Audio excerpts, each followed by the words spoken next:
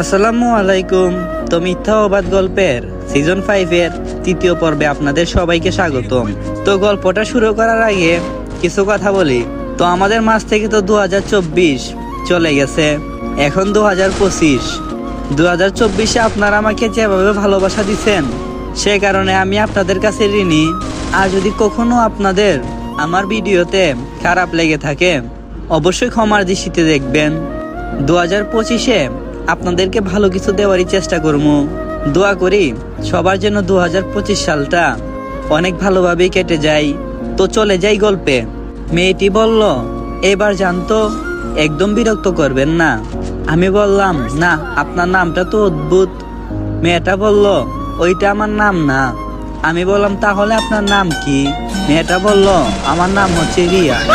আমি অবাক হয়ে বললাম, কি? রিয়া বলল, অবাক হলেন মনে হয় আমার নামটা শুনে।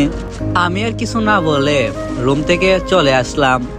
আর ভাবতে লাগলাম, এই রিয়ার জন্য আমি 12 বছর আগে আমার গ্রাম ছাড়ছি, আমার পরিবার ছাড়ছি। আবার সেই রিয়া আর বাবা কেন তাকে আমার বউয়ের মর্যাদা দিয়ে এখানে রাখছে? না, এই বাড়িতে আর এক মুহূর্ত থাকা যাবে না। কালই আমি এই বাড়ি ছেড়ে চলে যাব। যদিও এতদিন পর বাবা মা বোনকে কাছে পেয়েও তাদের কাছে এইটুকু থাকতে পারছি, সেটাই আমার জন্য অনেক বেশি। রাতে আর খাওয়া দাওয়া না করেই ঘুমিয়ে গেলাম। সকালে হঠাৎ কে যেন ভাইয়া বলে চিৎকার করলো। আমি চোখ খুলে দেখি মিম। আমি বললাম, আরে আপনি এত সকালে আমার রুমে? মিম চুপ করে আমার দিকে তাকিয়ে আছে। আমি বললাম, কি হলো, কথা বলছেন না কেন? আমাকে জড়িয়ে ধরে বলতে লাগলো, ভাইয়া। আমি বললাম, আরে কি করছেন? আর কে আপনার ভাইয়া? আমি তো জীবন। মিম কান্না করে বলছে, তুমি আমার হারিয়ে যাওয়া সেই রাজভাই।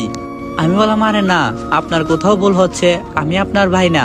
মিম আমার হাত ধরে বলল, আমি কি ভুল করছি? তাহলে এই দাগটা কিসের? আমি মনে মনে ভাবতে লাগলাম, এই রে, এখন কি বলি? কাল রাতে তো বেন্টিস করতে ভুলে গেছিলাম। মিম বলল, কি হলো বলো, চুপ আছো কেন? আমি বললাম, এটা কেটে যাওয়ার দাগ। মিম বলল, না, কেটে যাওয়ার দাগ না, এটা জন্ম দাগ। আমি বললাম, হ্যাঁ, ছোটবেলায় আমারও এখানে কেটে গেছিল, তাই দাগটা হয়ে গেছে। মিম বলল, আচ্ছা একটু দাঁড়াও। এই কথা বলে সে চলে গেল। একটু পর হাতে কি যেন নিয়ে আসলো, এসেই বলে, এটা কি? আমার ছোটকালের একটা ছবি দেখিয়ে। আমি বললাম, এই ছেলের হাতের দাগের সাথে দেখছি আমার হাতের দাগের কিছুটা মিল আছে। মিম বলল, শুধু দাগের মিল না, এই ছবিটাও তোমার। আমি বললাম, আরে না। মিম বলল, আচ্ছা, তুমি আমার মাথায় হাত রেখে সত্যি কথা বলো তো, যে তুমি আমার হারিয়ে যাওয়া সেই রাজভাইয়া না? এখন আমি কি করব বুঝতে পারছি না, তাই ওর মাথা থেকে হাতটা সরিয়ে নিলাম। মিম বলল, কি হলো, কিছু বলছিস না কেন? আমি জানি তুই কিছু বলতে পারবি না, কারণ তুই আমার সেই রাজভাই। মিমকে ঝরিয়ে ধরে বললাম, হেরে পাগলি, আমি তোর সেই হারিয়ে যাওয়া ভাই। মিম বলল, বাবা মা তোমরা কোথায়? আমি বললাম, এই কি করছিস তুই? বাবা মাকে কেন ডাকছিস? মিম বলল, কতদিন পর তোমাকে পেয়েছি, এই খুশির খবরটা বাবা মাকে দিতে হবে না? আমি বললাম, না, তুই বাবা মা এবং কি কাউকে আমার পরিচয় দিতে পারবি না। আর যদি বলিস তাহলে আমি এখান থেকে চলে যাব, আর কোনোদিন ফিরে আসবো না। মিম বলল, না ভাইয়া, প্লিজ তুই আর আমাদের ছেড়ে যাইস না, আর এসব কথা বলিস না। আমি কাউকে বলবো না, কিন্তু তুই আমাদেরকে ছেড়ে যাইস না। মিমের ডাকাটাকিতে বাবা মা এবং রিয়া দৌড়ে এসে রুমে জিজ্ঞাসা করছে। মা বলল, কিরে মিম, কি হয়েছে, এত চিৎকার করলি কেন? মিম বলল, দেখো না মা, ভাইয়া বলছে সে নাকি নাস্তা করবে না। বাবা বলল, কেন বাবা, কি হয়েছে, নাস্তা করবে না কেন? আমি বললাম, না মানে শরীরটা ভালো লাগছে না। মা বলল, তাই বললে কি হই?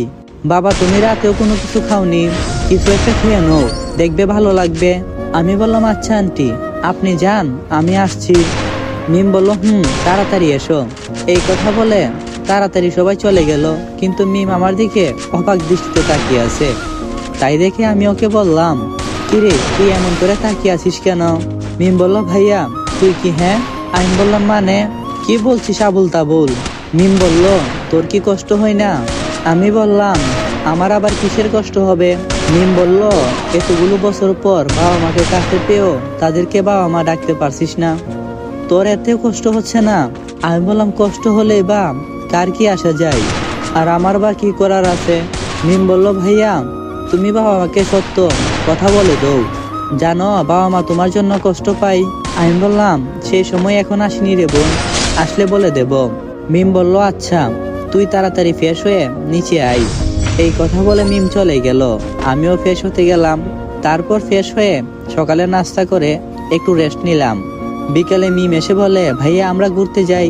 আমি বললাম কোথায় যাবি? মিম বলল চলো তোমাকে গ্রাম দেখাই। আমি বললাম চল তাহলে। মিম বলল এই কি করছিস? আমি বললাম কেন, আবার কি করলাম? মিম বলল তোর হাতের ব্যান্ডেজ কোথায়? আমি বললাম এই রে, একদম মনে ছিল না। এই অবস্থায় বাইরে গেলে তো আমি ধরাই পড়ে যেতাম। মিম বলল এখন ব্যান্ডেজ করে নাও। তারপর মিমের সাথে গ্রাম ঘুরতে বের হলাম। গ্রামটা অনেকটাই পরিবর্তন হয়ে গেছে। তাই মিমকে বললাম আচ্ছা মিম একটা কথা বলবি? মিম বলল কি কথা ভাইয়া? আমি বললাম রিয়া কেন আমাদের বাসায়, আর সবাই কেন তাকে আমার বউ বলছে? মিম বলল সেটা অনেক কথা। আমি বললাম তাহলে বল আমাকে। মিম বলল তুই যেদিন রাতে বাড়ি ছেড়ে চলে গেলি, সেদিন সকালে যখন মা তোকে দেখলো রুমে নেই, তখন মা চিৎকার দিয়ে আমাদের সবাইকে ডাকে। মা বলল রাজের বাবা তাড়াতাড়ি এদিকে আসো। বাবা বলল কি হয়েছে, সাত সকালে এত চিৎকার করছো কেন? মা বলে রাজকে রুমে খুঁজে পাচ্ছি না, এত ডাকলাম। বাবা বলল কি বলো এসব, দেখি সরো তো। মা বলল তুমি একটু দেখো। বাবা বলতে লাগলো রাজ বাবা দরজা খুল বাবা।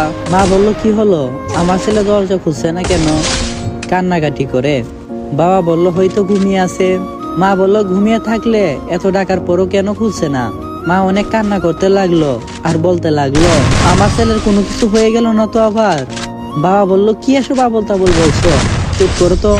মা বলল তোমায় বললাম আমার ছেলেটাকে এত মেরো না। বাবা বলল চুপ করতে পারো না একটু, দেখি দরজাটা ভেঙে ফেলি। দরজাটা ভাঙার পর মা বলল এ কি, রুমে তো কেউ নেই। রাজ বাবা আমার কোথায় তুই? বাবা বলল না, রুমের কোথাও নেই। তাহলে ছেলেটা গেল কই? মা চিৎকার দিয়ে বলল এদিকে আসো। বাবা বলল কি হয়েছে? মা বলল জানালাটা ভাঙা কেন? বাবা বলল তাই তো দেখছি, তবে কি রাজ? মা বলল তবে কি? বাবা বলল রাজ কি বাড়ি ছেড়ে চলে গেছে? মা কান্নাকাটি করে বলতে লাগলো না, আমার ছেলে আমাকে ছেড়ে কোথাও যেতে পারে না। বাবা বলল তুমি একটু শান্ত হও, আমি দেখছি কি করা যায়। মা বলল আমি কোনো কিছু শুনতে চাই না, তুমি যে করেই হোক না কেন আমার ছেলেকে আমার কাছে নিয়ে আসো।